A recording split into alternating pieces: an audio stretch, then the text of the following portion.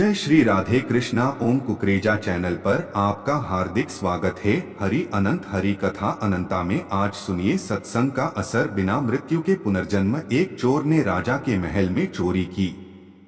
सिपाहियों को पता चला तो उन्होंने उसके पदचिह्नों का पीछा किया। पीछा करते करते वे नगर से बाहर आ गए।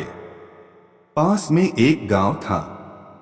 उन्होंने चोर के पदचिह्न गांव की ओर जाते देखे। गांव में जाकर उन्होंने देखा कि एक संत सत्संग कर रहे हैं और बहुत से लोग बैठकर सुन रहे हैं। चोर के पदचिह्न भी उसी ओर जा रहे थे। सिपाहियों को संदेह हुआ कि चोर भी सत्संग में लोगों के बीच बैठा होगा।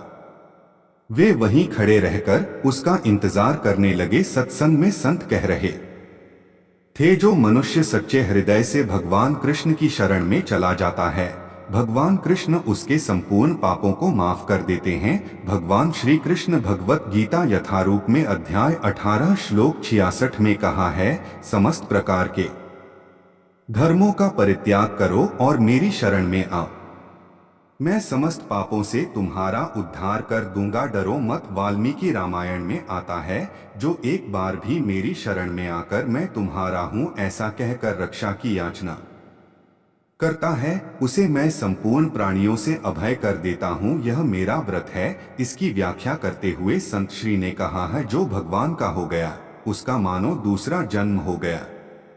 अब वह पापी नहीं रहा, साधु हो गया।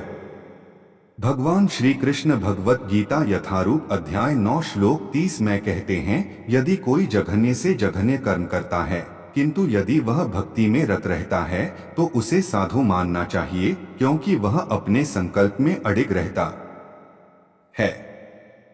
कारण कि उसने बहुत अच्छी तरह से निश्चय कर लिया है कि परमेश्वर के भजन के समान अन्य कुछ भी नहीं है।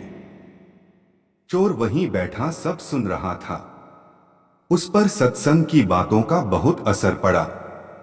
उसने वहीं बैठे बैठे यह दृढ़ निश्चय कर लिया कि अभी से मैं भगवान कृष्ण की शरण लेता हूं। अब मैं कभी चोरी नहीं करूंगा। मैं भगवान कृष्ण का हो गया। अब मैं रोजाना हरे कृष्ण महामंत्र का जप भी करूंगा। हरे कृष्ण कृष्ण कृष्ण हरे हरे, हरे राम राम राम हरे हरे। सत्संग समाप्त हुआ। लोग उठकर बाहर जाने लगे। बाहर राजा के सिपाही चोर की तलाश में थे। चोर बाहर निकला तो सिपाहियों ने उसके पदचिह्नों को पहचान लिया और उसको पकड़ के राजा के सामने पेश किया। राजा ने चोर से पूछा है, इस महल में तुम्ही ने चोरी की है न? सच सच बताओ, तुमने चुराया धन कहाँ रखा है?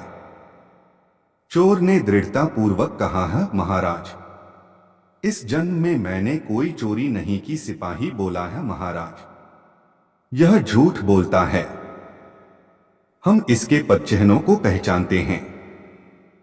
इसके पदचिह्न चोर के पदचिह्नों से मिलते हैं। इससे साफ सिद्ध होता है कि चोरी इसी ने की है। राजा ने चोर की परीक्षा लेने की आज्ञा दी, जिससे पता चले कि वह झूठा है या सच्चा। चोर के हाथ पर पीपल के 2.5 पत्ते रखकर उसको कच्चे सूत से बांध दिया गया। फिर उसके ऊपर गर्म करके लाल किया हुआ लोहा रखा, परंतु उसका हाथ जलना तो दूर रहा, सूत और पत्ते भी नहीं जले। लोहा नीचे जमीन पर रखा तो वह जगह काली हो गई। राजा ने सोचा कि वास्तव में इसने चोरी नहीं की, यह निर्दोष है। अब राजा सिपाहियों पर बहुत नाराज हुआ कि तुम लोगों ने एक निर्दोष पुरुष पर चोरी का आरोप लगाया है। तुम लोगों को दंड दिया जाएगा। यह सुनकर चोर बोला है, नहीं महाराज, आप इनको दंड न दें, इनका कोई दोष नहीं है। चोरी मैंने ही की थी। राजा ने सोचा कि यह साधु पुरुष है, इसलिए सिपाहियों को दंड से बचाने के लिए चोरी का दोष अपने सिर पर ले रहा है। राजा बोला है, तुम इन पर दया करके इनको बचाने के लिए ऐसा कह रहे हो, पर मैं इन्हें दंड अवश्य दूंगा। चोर बोला है, महाराज मैं झूठ नहीं बोल रहा हूं, चोरी मैंने ही की थी। अगर आपको विश्वास न हो तो अपने आदमियों को मेरे पास भेजो। मैंने चोरी का धन जंगल में जहां छिपा रखा है वहां से लाकर दिखा दूंगा। राजा ने अपने आदमियों को चोर के साथ भेजा। चोर उनको वहां ले गया जहां उसने धन छिपा रखा था और वहां से धन लाकर राजा के सामने रख दिया। यह देखकर राजा को बड़ा आश्चर्य हुआ। राजा बोला है, अगर तुमने ही चोरी की थी तो परीक्षा करने पर तुम्हारा हाथ क्यों नहीं जला? तुम्हारा हाथ भी नहीं जला और तुमने चोरी का धन भी लाकर दे दिया। यह बात हमारी समझ में नहीं आ रही है। ठीक ठीक बताओ, बात क्या है? चोर बोला है, महाराज, मैंने चोरी करने के बाद धन को जंगल में छिपा दिया और गांव में चला गया। वहां एक जगह सत्संग हो रहा था। मैं वहां जाकर लोगों के बीच बैठ गया। सत्संग में मैंने सुना कि जो भगवान कृष्ण की शरण लेकर पुनः पाप करने का निश्चय कर लेता है, उसको भगवान कृष्ण सब पापों से मुक्त कर देते हैं, उसका नया जन्म हो जाता है। इस बात का मुझ पर असर पड़ा और मैंने दृढ़ निश्चय कर लिया कि अब मैं कभी चोरी नहीं करूंगा। अब मैं भगवान कृष्ण का हो लिया कि अब मैं कभी चोरी नहीं करूंगा। अब मैं भगवान का हो गया, इसीलिए तब से मेरा नया जन्म हो गया। इस जन्म में मैंने कोई चोरी नहीं की, इसलिए मेरा हाथ नहीं जला। आपके महल में मैंने जो चोरी की थी वह तो पिछले मैंने जन्म में की थी। महाराज बहुत खुश हुए और उन्होंने भी भगवान श्री कृष्ण की पूजा करना शुरू कर दिया। कैसा दिव्य प्रभाव है सत्संग का।